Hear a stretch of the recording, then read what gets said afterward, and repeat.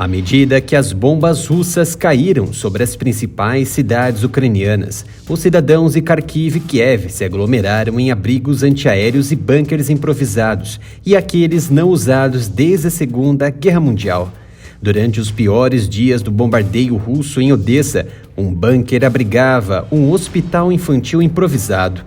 Já em Mariupol, um grande complexo sob a siderúrgica Azovstal sustentou o último enclave de resistência ucraniana na cidade. Desde o fim da Guerra Fria, a ameaça de bombardeio aéreo no continente nunca esteve tão próxima. Ao mesmo tempo, a infraestrutura de bunkers construída ao longo de meio século de guerra para resistir a ataques, em muitos países, nunca foi tão negligenciada. Esse conflito iminente no leste europeu despertou o temor de muitos na Europa. Isso porque Vladimir Putin alertou claramente os Estados Unidos e Europa, caso a Ucrânia recebesse mísseis de longo alcance e se tais artefatos caírem em solo russo, já que possuem capacidade de operar a 300 quilômetros, a guerra transfixará a Ucrânia e chegará por toda a Europa. E um alto funcionário do governo russo deixou claro que uma guerra nuclear está próxima. O fim da Guerra Fria deixou tatuado o sentimento de paz eterna e um ocidente impenetrável e vencedor. Na Europa, a construção de bunkers é praticamente tão antiga quanto o avião. Enquanto a Primeira Guerra Mundial viu apenas bombardeios limitados, novas tecnologias como bombas incendiárias foram implantadas ainda na Segunda Guerra Mundial para aterrorizar os cidadãos e quebrar sua determinação. Os governos do Reino Unido, Alemanha e outros países responderam com a chamada Defesa Civil, a organização da sociedade para garantir a resiliência da vida civil na guerra. Essa defesa civil envolvia o planejamento de evacuações das principais cidades, o treinamento de civis para extinguir bombas incendiárias e o desenvolvimento de propaganda em massa, instruindo o público a se preparar para emergências. Também incluiu extensos programas de construção de bunkers públicos, primeiro na Alemanha e depois em toda a Europa. No final da Segunda Guerra, quando a cortina de ferro foi construída e os estrategistas se prepararam para um conflito entre a União Soviética e o Ocidente, os governos investiram milhões de dólares na construção de vastas cidades subterrâneas, como o quartel-general de guerra do governo central do Reino Unido em Wiltshire, na Inglaterra. Era uma instalação com dormitórios, uma cozinha industrial, um lago subterrâneo, instalações de transmissão da BBC, uma biblioteca com todos os documentos e mapas necessários para reconstituir o governo do Reino Unido. Enquanto os governos construíam bunkers melhores, também desenvolviam bombas mais poderosas. Em 1954, a defesa civil foi transformada para sempre pelo primeiro teste público da bomba de hidrogênio pelos Estados Unidos, nas Ilhas Marshall, uma arma com 1000 vezes o poder da bomba lançada sobre Hiroshima, no Japão. Para não ficar para trás, em 1961, os soviéticos haviam revelado sua própria megabomba, a Tsar Bomba, que era quase 4 vezes mais forte que a então nova variante americana. Após esse fato, houve a percepção clara de vulnerabilidade no Reino Unido, de que, como potência nuclear, provavelmente receberiam um primeiro ataque e, contudo, o que os soviéticos tinham, e os europeus praticamente desistiram da defesa civil. Em vez de construir bunkers, a Grã-Bretanha aconselhou os cidadãos a se esconderem embaixo de escadas ou bloquearem suas janelas com livros. Grande parte da infraestrutura de defesa civil da Grã-Bretanha havia sido colocada sob cuidado e manutenção, efetivamente selada e aposentada.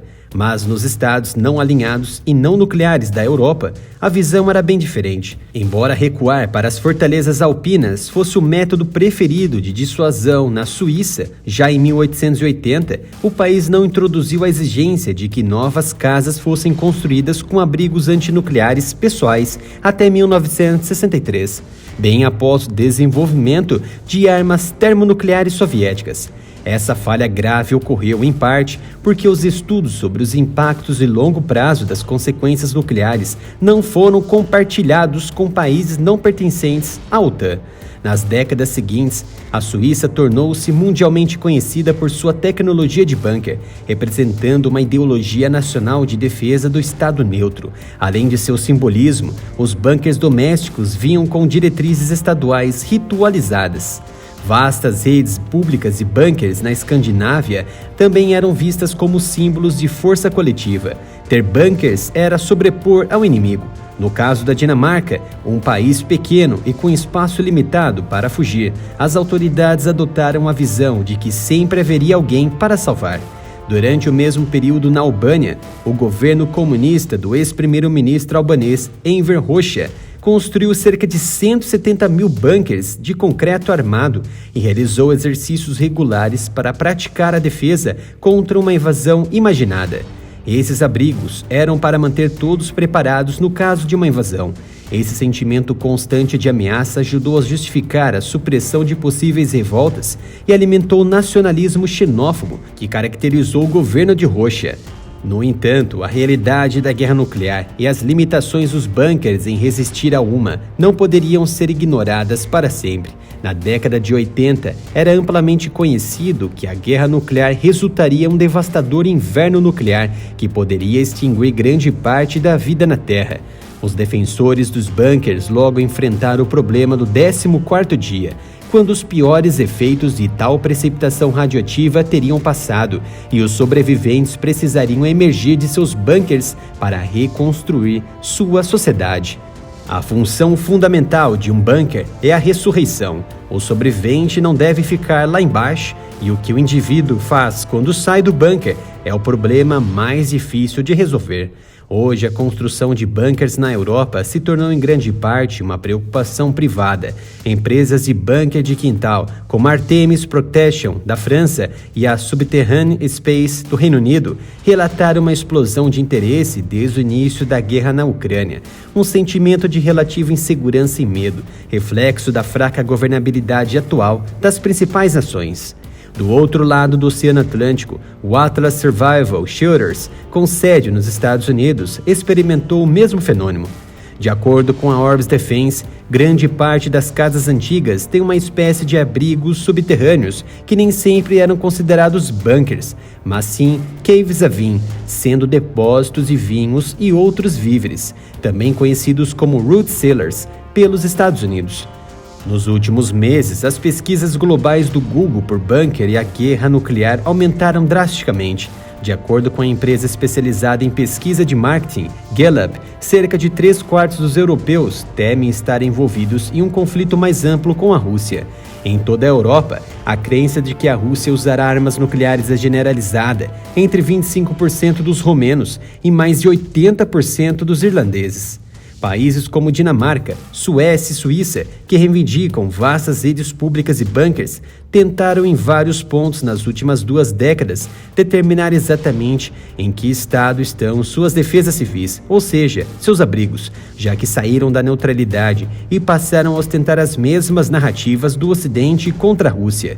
Como na Alemanha, no Reino Unido e em outros lugares, muitos bunkers foram lacrados desde a Guerra Fria ou convertidos em museus para um público curioso. Durante anos, várias autoridades suíças vêm pressionando para facilitar a lei de 1963, que exige que a maioria das residências familiares incluam bunkers, reconhecendo seus altos custos de construção e o excedente existente de espaço de bunker no país. Desde o início dos anos 2000, eles também reduziram o tamanho de grandes abrigos públicos, como em Sonnenberg. Em outros lugares, a defesa civil ainda desempenha um papel importante na política de defesa. Tanto a Suécia quanto a Finlândia, agora considerando a adesão à OTAN, mantêm tradições de defesa civil que se originaram devido ao seu não alinhamento. Dada a gravidade de um conflito nuclear, a maioria dos especialistas em defesa civil defende informar os cidadãos sobre as técnicas básicas de sobrevivência, em vez de construir sistemas e bunkers expansivos. Um tema muito controverso. Os efeitos da Guerra Fria foram sentidos na prática. O reforço de uma defesa civil nacional em bunkers e treinamento de evasão rápida para abrigos fortificados. Entretanto, tudo mudou com o sensacionalismo de paz do pós-cortina de ferro.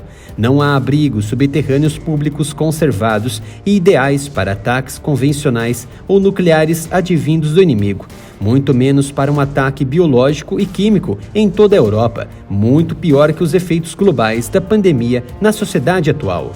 Gostou deste vídeo, das análises e dos dados? Inscreva-se no canal e ative o sino de notificação. E não se esqueça de seguir o canal lá no Twitter e Instagram, pelo @AreaMilitarOff. E também conto com a sua colaboração doando qualquer valor pela chave Pix, canal areamilitaroff@gmail.com.